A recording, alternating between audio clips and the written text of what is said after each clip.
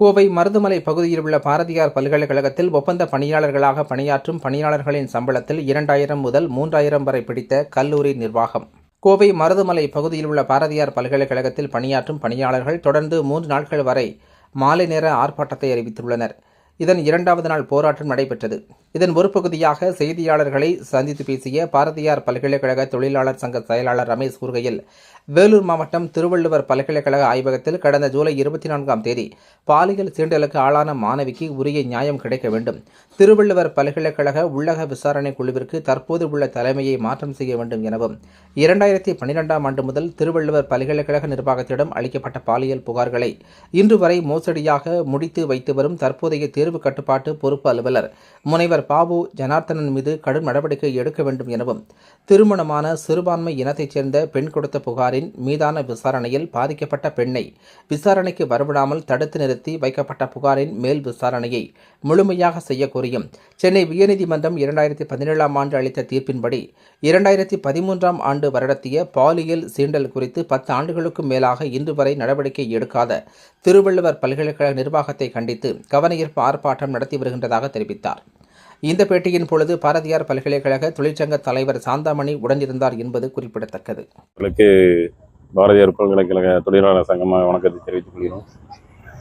இன்று 4/8/2026 வேலூர் மாவட்டம் சேர்க்காடு திருவள்ளுவர் பல்கலைக்கழகத்தில் மாணவியை பாலியல் சீண்டலுக்கு ஆளாக்கிய நபர் மீது மேல் நடவடிக்கை கூறி தமிழக அரசின் கவனத்தை ஈர்க்கும் பொருட்டு இன்றும் 2வது நாளாக கவன ஈர்ப்பு ஆர்ப்பாட்டம் எங்களது பாரதியார் பல்கலைக்கழக வளாகத்தில் நடைபெற்றுக் கொண்டிருக்கிறது.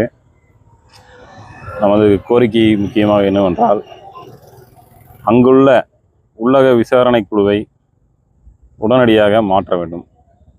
அவர்கள் சரியாக எந்த ஒரு புகாரையும் விசாரிப்பதில்லை என்பதுதான் முக்கிய காரணமாக இருக்கிறது. கிட்டத்தட்ட 7 பாலியல் புகார்கள் கொடுக்கப்பட்டும் அது சரிவர முடித்து வைக்கப்படவில்லை. அங்குள்ள பொறுப்பு தேர்வு கட்டுப்பாட்டு அலுவலராக இருக்கக்கூடிய பாபு ஜனார்த்தனன் அவர் மீதே பாலியல் புகார் இருந்தும், ஒரு மாணவி அவர் மீது புகார் கொடுத்தும் கூட அந்த மாணவியை புகாருக்கு அழைக்காமல் சாதாரணமாக அந்த புகார் முடித்து வைக்கப்பட்டுள்ளது. அதனால் உள்ளக விசாரணை குழுவை உடனடியாக மாற்ற வேண்டும். அதே நேரத்தில் நேற்று நாங்கள் நடத்திய இந்த கவன ஈர்ப்பு ஆர்ப்பாட்டம் முடிந்தவுடன் அனைவருக்கும் சம்பளம் வங்கியில் போடப்பட்டது பாரதியார் பல்கலைக்கழகம் சார்பாக.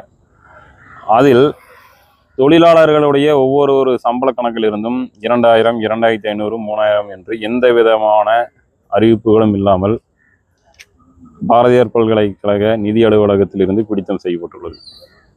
இது குறித்து இன்று அவர்களிடத்தில் நமது தொழிலாளர்கள் சென்று கேட்டபோது, சங்கம்தான் இஎஸ்ஐ பிடித்தம் செய்ய சொல்லி சொன்னது, அவர்களை போய் கேளுங்க என்று தவறாக வழிநடத்துகிறார்கள். இது குறித்து பாரதியார் பல்கலைக்கழக பதிவாளரிடம் நாங்கள் சென்று முறையிட்ட போது, அவர் இது குறித்து உயர்கல்வித்துறை செயலாளரிடம் பேசி முடிவெடுத்து திரும்ப செலுத்துவதாகவும், வரும் காலங்களில் உரிய அந்த 0.75% இஎஸ்ஐ பிடித்தம் மட்டுமே பிடித்தம் செய்யப்படும் என்று உறுதியளித்துள்ளார்கள். அதனால் இங்குள்ள ஒரு சில நிரந்தர பணியாளர்கள், குறிப்பாக நிதி அலுவலகத்தில் உள்ளவர்கள், தொடர்ந்து எங்களை போன்ற தற்காலிக தொழிலாளருக்கு எதிரான செயல்களில் ஈடுபட்டு வருகிறார்கள் என்பதை இந்த ஊடகத்தின் மூலமாக தெரிவித்துக் கொள்கிறோம். இந்த போக்கு சரியானதல்ல. எல்லாம் ஏழைகள். 2000, 3000 என்பது அவர்களுக்கு பெரிய தொகை.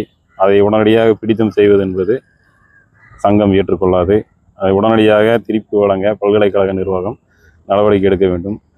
தவறும் பட்சத்தில் எங்களது சங்கம் பொதுக்குழு கூடி அடுத்த கட்ட நடவடிக்கைகளை அறிவிக்கும். 450 பேருக்கு மேலே பிடிச்சிருக்காங்க. இதில் பார்த்தீங்கன்னா இஎஸ்ஐயில் கவர் ஆகாதவங்களுக்கு சேர்த்து இஎஸ்ஐ டிடக்ஷன் சொல்லி பிடிச்சிருக்காங்க. அது என்னென்னா, ஆரம்பத்திலேருந்தே பல்கலைக்கழக நிர்வாகம் இஎஸ்ஐ பிடித்தங்கள் செய்யவில்லை, இபிஎஃப் பிடித்தங்கள் செய்யவில்லை.